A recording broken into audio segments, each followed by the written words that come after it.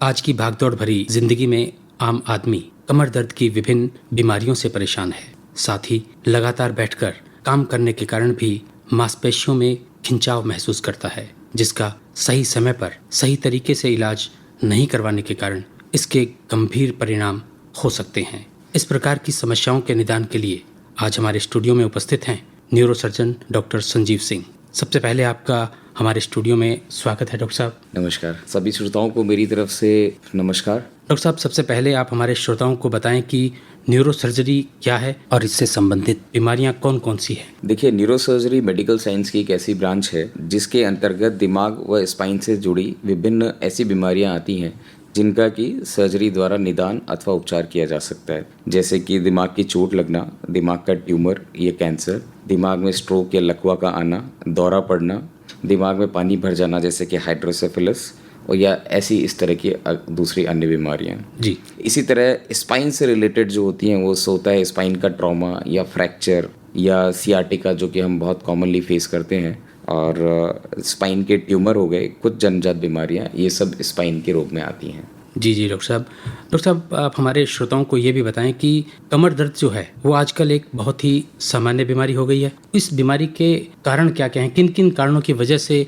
वो इस बीमारी से परेशान रहते हैं? देखिए, कमर दर्द एक बीमारी नहीं है, दरअसल एक किसी बीमारी का सिम्टम है। बीमारी कैसे आपको प्रेजेंट करती है उसका एक ये सिम्टम है। अच्छी बात यह है कि कमर दर्द के ज़्यादातर कारण मांसपेशियों के खिंचाव की वजह से होते हैं, जिसके लिए कि बहुत ज़्यादा परेशान होने की ज़रूरत नहीं है और उसका अच्छे से निदान संभव है। इसके कुछ कारण हो सकते हैं मांसपेशियों के खिंचाव के, जो कि गलत तरीके से उठना, बैठना, लंबे समय तक एक ही जगह बैठकर काम करना, झुककर गलत तरीके से भारी सामान उठाना, लंबे समय तक मोबाइल फ़ोन की स्क्रीन पर देखना, ऊंचा तकिया लगाना, मोटापा, बढ़ती उम्र, एक्सरसाइज न करना या सीडेंटरी लाइफस्टाइल जिसको हम कह सकते हैं। खाने में आजकल हम देख रहे हैं कि जंक फूड की मात्रा बढ़ती जा रही है, वो भी एक मुख्य कारण है जो कि कमर दर्द को बढ़ाता है। सिगरेट, बीड़ी, स्मोकिंग या अल्कोहल, ये सब कारण है, मतलब लाइफस्टाइल से जुड़े हुए जो कारण है वो सबसे प्रमुख कारण है बैकएक या कमर दर्द के लिए। इसके अलावा अन्य कारणों की अगर अपन बात करें तो स्पाइन का डीजनरेशन या बेसिकली डीजनरेशन या जीर्णता या एजिंग अपन कह सकते हैं, उसकी वजह से नसों पे दबाव आना, पीआईवीडी मतलब कि स्पाइन की जो डिस्क होती है उसका अपनी जगह से खिसक जाना या फट जाना, स्पाइन का इन्फेक्शन, चोट, ट्यूमर या शरीर की दूसरे अन्य बीमारियां जैसे कि ऑस्टियोपोरोसिस, कैंसर, किडनी, ये सब बीमारियां भी कमर दर्द का कारण बन सकती हैं। डॉक्टर साहब, आपने बताया कि डिस्क का खिसक जाना भी एक कमर दर्द का एक प्रमुख कारण हो सकता है। डिस्क स्लिप होती है, वो किन किन कारणों से होती है? देखिए, डिस्क एक हमारे रीढ़ की हड्डी का एक महत्वपूर्ण हिस्सा है। ये डिस्क हमारे हड्डियों के बीच में एक शॉक एब्जॉर्बर्स का काम करता है। किसी भी वजह से हम अगर बहुत तेज़ी से अगर झुकना या स्पाइन के ऊपर स्ट्रेस पड़ता है या कोई भारी सामान झटके के साथ उठाया जाता है या जीर्णता की वजह से या किसी अन्य वजह जैसे स्मोकिंग की वजह से अगर डिस्क के चारों तरफ की जो कवरिंग होती है जिसको हम एन्युलस फाइब्रोसिस बोलते हैं, वो अगर कमज़ोर हो जाती है तो वो फटने की वजह से डिस्क के अंदर का जो न्यूक्लियस है वो बाहर आ जाता है। ये डिस्क के फटने का एक कारण है, उसकी वजह से कमर दर्द हो जाता है। बिल्कुल। कमर दर्द के मैंने जैसा कि आपको बताया कि बहुत सारे कारण हैं, उसमें से डिस्क का फटना भी एक मुख्य कारण है। तो ये सब कारण डिस्क फटने की वजह हैं, जो कि तेज़ी से कमर दर्द के साथ साथ नसों में दबाव आना शुरू हो जाता है। जैसे कि कमर का दर्द आपके पैरों में या हाथों में आना शुरू हो जाता है और कई बार अंगों की सुन्नता या लैट्रिन पेशाब की तकलीफ भी इस वजह से बढ़ जाती है। डॉक्टर साहब, कमर दर्द जो था वो कई बार हमारे अधिक काम करने की वजह से भी हो जाता है, तो ऐसे कौन कौन से लक्षण हैं जिनके होने पर हमें बिना समय गवाए तुरंत डॉक्टर से सलाह लेनी चाहिए? जैसा कि मैंने बताया, कमर दर्द के ज़्यादातर कारण ऐसे हैं जिसमें कि हम थोड़ी सी सावधानियां, थोड़ा सा परहेज, कुछ दवाइयां और एक्सरसाइज करके भी उसको ठीक किया जा सकता है। उसके लिए आगे घबराने की ज़रूरत नहीं है। लेकिन ऐसे कुछ सिम्टम्स हैं जो कि रेड फ्लैग साइन हम उनको बोल सकते हैं कि ऐसा कुछ भी होता है तो हमें इमीडिएटली डॉक्टर को दिखाना चाहिए। ऐसे साइन हैं लंबे समय तक दर्द का बना रहना, आपने सब कुछ कर लिया, दवाइयाँ भी ले ली, एक्सरसाइज भी कर ली, उसके बावजूद उसमें आराम नहीं आ रहा है, तो वो एक समय है जब हमें डॉक्टर से मिलना चाहिए। इसके अलावा बहुत तेज़ कमर का दर्द, सिवियरिटी बहुत ज़्यादा होना, या इस दर्द का कमर दर्द के बियॉन्ड चले जाना है, मतलब कमर दर्द हाथों में या पैरों में चले जाना, शरीर के किसी हिस्से का सुन्न हो जाना या काम न कर पाना, लैट्रिन पेशाब की तकलीफ आना, कमर दर्द के साथ तेज बुखार आना या फिर तेजी से वजन का कम होना या चोट या एक्सीडेंट के बाद दर्द होना, ये कुछ ऐसे सिम्टम्स हैं जिसको हमें सीरियसली लेना चाहिए और तुरंत डॉक्टर से जाके मिलना चाहिए। इस तरह के लक्षण नजर आते हैं तो हमें तुरंत डॉक्टर से संपर्क करना चाहिए। बिल्कुल, क्योंकि कमर दर्द में अगर कुछ ऐसे कारण हैं जिसमें कि नर्व के ऊपर बहुत तेज़ी से दबाव है, तो कई बार कुछ ऑपरेशन द्वारा या कुछ ऐसे ट्रीटमेंट द्वारा हम उसको आगे बढ़ने से रोक सकते हैं या आगे होने वाली हमारी शरीर की मॉर्बिडिटी को या आगे शरीर के सुन्न पड़ने की संभावनाओं को हम हटा सकते हैं। डॉक्टर साहब, एक बात और हमारे श्रोताओं को बताएं कि क्या रीढ़ की हड्डी से संबंधित जो बीमारी है उसका इलाज केवल ऑपरेशन ही है या किसी अन्य तरीके से भी इसका इलाज किया जा सकता है? रीढ़ की हड्डी की जो ज़्यादातर बीमारियां हैं उसको बिना ऑपरेशन के द्वारा ही ठीक किया जा सकता है। तो ऐसा समाज में बोलते हैं कि रीढ़ की हड्डी का इलाज ऑपरेशन ही है, ऐसा नहीं है।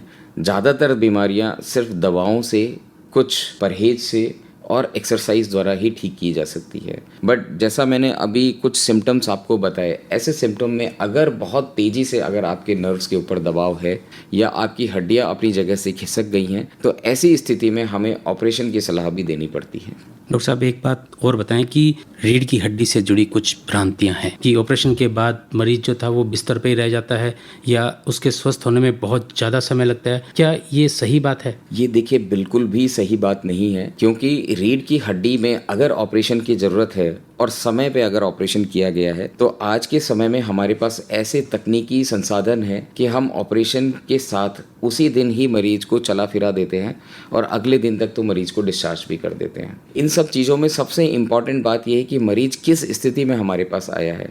अगर मरीज अपने सिम्टम्स को इग्नोर करता हुआ इस स्थिति में पहुंच जाता है कि ऑलरेडी उनके शरीर में लकवा पड़ चुका है, तो ऐसी स्थिति में डेफिनेटली रिकवरी नहीं होती है या फिर रिकवरी में बहुत समय लगता है। तो सबसे इम्पॉर्टेंट ये है कि समय पर आना और अगर ऑपरेशन की ज़रूरत है तो समय पर इलाज कराना। आजकल मिनिमली इन्वेसिव सर्जरीज स्पाइन की आ गई हैं, जिसमें कि एक बहुत ही सूक्ष्म चीरा लगता है और मरीज की रिकवरी बहुत जल्दी हो सकती है। यानी रीढ़ की हड्डी का ऑपरेशन कोई बड़ा ऑपरेशन आज नहीं रह गया है। बिल्कुल, मिनिमली इन्वेसिव सर्जरी जो मैंने आपको नाम लिया है, ये एक ऐसी सर्जरी है जिसमें कि हम बहुत ही छोटे चीरे द्वारा रीढ़ की हड्डी तक पहुंचते हैं और बिना ज़्यादा सॉफ्ट टिश्यूज़ को या मसल्स को डैमेज किए हुए अपने रीढ़ की हड्डी में दबाव जो है, जो आपकी नसों में दबाव है, उसको हम निकाल देते हैं। क्योंकि बहुत छोटा चीरा होता है, इन्फेक्शन के चांसेस नहीं होते हैं, आपके अस्पताल में ज़्यादा लंबे समय तक रुकने की ज़रूरत नहीं पड़ती है, रिकवरी बहुत अच्छी होती है। इसलिए आज के समय में ये एक बहुत ही कारगर तरीका है स्पाइन सर्जरी के लिए।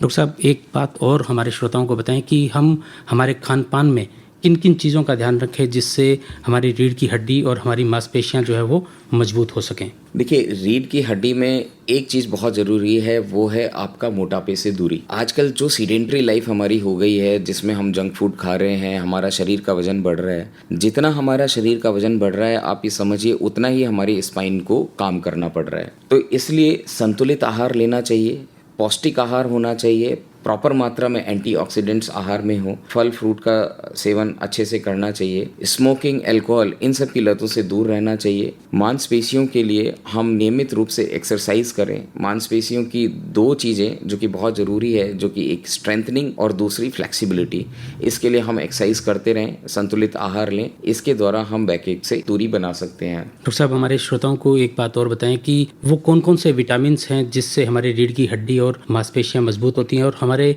खान पान में हम किन किन चीज़ों का इस्तेमाल करें जिससे हम इन विटामिनों की आपूर्ति हमारे शरीर में कर सकते हैं। देखिए, विटामिन्स एक ऐसे कारक होते हैं जो कि ऑलरेडी हमारे फूड जो हैबिट्स होती हैं उसमें वो सम्मिलित होते हैं। स्पाइन या किसी नर्व से रिलेटेड अगर हम बात करें तो एक विटामिन B12 या सिनकोबेलामिन एक बहुत ही इंपॉर्टेंट विटामिन है। फॉलिक एसिड, नियासिन, पायरिडॉक्सिन, ये ऐसे विटामिन्स हैं जो कि आपके न्यूरोलॉजिकल रिकवरी के लिए बहुत इंपॉर्टेंट है। तो सामान्यतः जो हम हरी सब्जियां, फल फ्रूट जो खाते हैं, दूध दही जो लेते हैं, उसमें ये सारे विटामिन्स की पूर्ति हो जाती है। लेकिन विटामिन B12 एक ऐसा विटामिन है जो कि डेयरी प्रोडक्ट्स के साथ साथ सिर्फ एनिमल प्रोडक्ट्स में ही होता है। सो सिर्फ दूध दही नहीं, अगर हम ले सकते हैं तो अंडे या फिर और जो दूसरे एनिमल प्रोडक्ट्स हैं उसके द्वारा इस विटामिन की कमी पूरी की जा सकती है।